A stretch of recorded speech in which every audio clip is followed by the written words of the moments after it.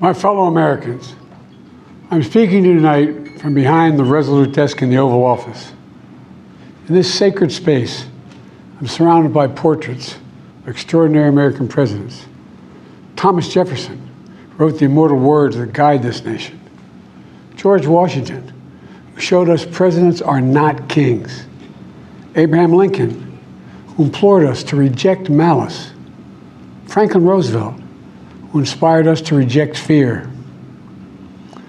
I revere this office, but I love my country more. It's been the honor of my life to serve as your president. But in the defense of democracy, which is at stake, I think is more important than any title. I draw strength and I find joy in working for the American people. But this sacred task of perfecting our union is not about me. It's about you, your families, your futures.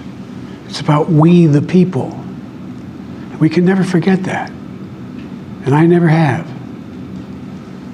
I've made it clear that I believe America is at an inflection point. One of those rare moments in history when the decisions we make now will determine our fate of our nation and the world for decades to come. America's going to have to choose between moving forward or backward, between hope and hate, between unity and division. We have to decide, do we still believe in honesty, decency, respect, freedom, justice, and democracy?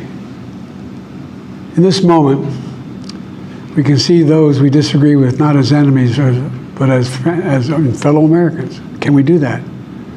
Does character in public life still matter? I believe I know the answer to these questions because I know you, the American people. And I know this, we are a great nation because we are good people. When you elected me to this office, I promised to always level with you, to tell you the truth.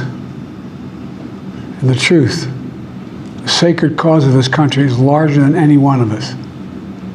And those of us who cherish that cause, cherish it so much, a cause of American democracy itself, must unite to protect it. You know, in recent weeks, it's become clear to me that I need to unite my party in this critical endeavor.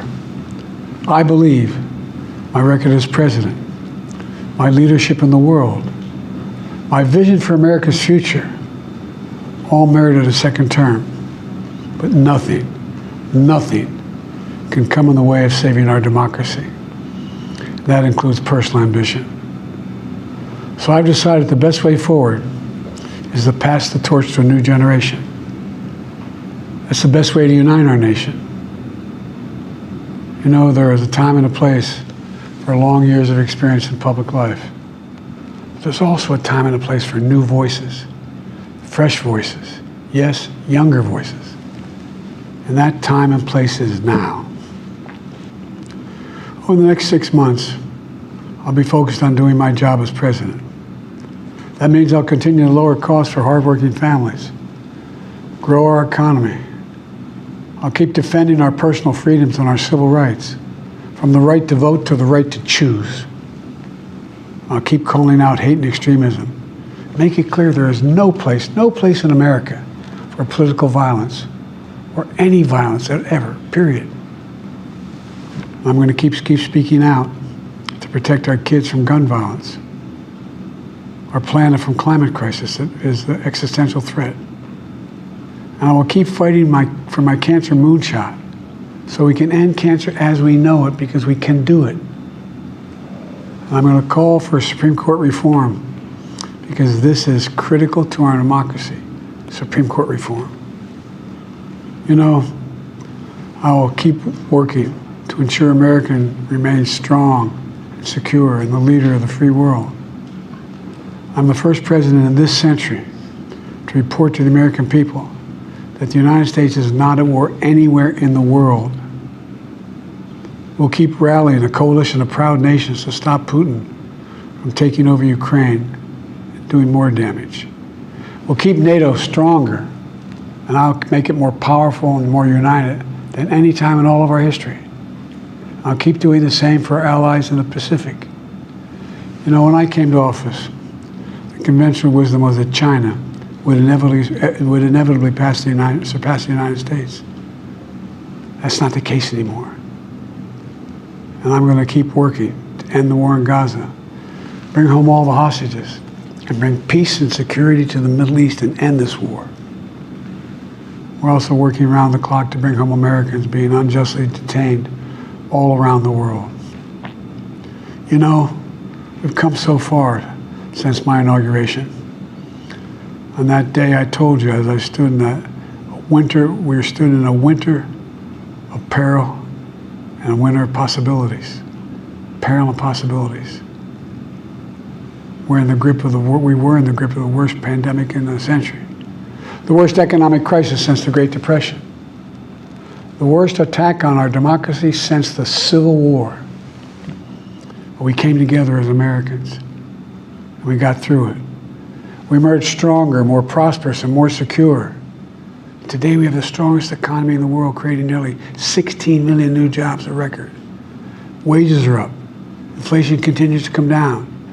The racial wealth gap is the lowest it's been in 20 years. We're literally rebuilding our entire nation, urban, suburban, rural, and tribal communities. Manufacturing has come back to America. We're leading the world again in chips and science and innovation. We finally beat Big Pharma after all these years to lower the cost of prescription drugs for seniors. And I'm going to keep fighting to make sure we lower the cost for everyone, not just seniors. More people have health care today in America than ever before. And I signed one of the most significant laws helping millions of veterans and their families who were exposed to toxic materials. You know, most significant climate law ever in the history of the world. The first major gun safety law in 30 years. And today, the violent crime rate is at a 50-year low. We're also securing our border. Border crossings are lower today than when the previous administration left office. I've kept my commitment to appoint the first black woman to the Supreme Court of the United States of America. I also kept my commitment to have an administration that looks like America and be a president for all Americans. That's what I've done. I ran for president 4 years ago because I believed and still do that the soul of America was at stake. The very nature of who we are was at stake. And that's still the case. America's an idea. An idea stronger than any army, bigger than any ocean, more powerful than any dictator or tyrant. It's the most powerful idea in the history of the world. That idea is that we hold these truths to be self-evident. We're all created equal, endowed by our Creator with certain inalienable rights: life, liberty, pursuit of happiness. We've never fully lived up to it, to this sacred idea, but we've never walked away from it either. And I do not believe the American people will walk away from it now. In just a few months, the American people will choose the course of America's future. I made my choice. I've made my views known. I would like to thank our great Vice President, Kamala Harris. She's experienced, she's tough, she's capable. She's been an incredible partner to me and a leader for our country. Now the choice is up to you, the American people. When you make that choice, remember the words of Benjamin Franklin hanging on my wall here in the Oval Office, alongside the busts of Dr. King and Rosa Parks and Cesar Chavez. When Ben Franklin was asked, as he emerged from the convention going on, whether the founders have given America a monarchy or republic, Franklin's response was, a republic, if you can keep it. A republic, if you can keep it. Whether we keep our republic is now in your hands. My fellow Americans, it's been the privilege of my life to serve this nation for over 50 years. Nowhere else on earth could a kid with a stutter, from modest beginnings in Scranton, Pennsylvania, and Claymont, Delaware, one day sit behind the resolute desk in the Oval Office as President of the United States. But here I am. That's what's so special about America. We're a nation of promise and possibilities, of dreamers and doers, of ordinary Americans doing extraordinary things. I've given my heart and my soul to our nation, like so many others. I've been blessed a million times in return with the love and support of the American people. I hope you have some idea how grateful I am to all of you. The great thing about America is here, kings and dictators do not rule, the people do. History is in your hands. The power is in your hands. The idea of America lies in your hands. You just have to keep faith, keep the faith. And remember who we are. We're the United States of America. And there's simply nothing beyond our capacity when we do it together. So let's act together, preserve our democracy. God bless you all. May God protect our troops. Thank you.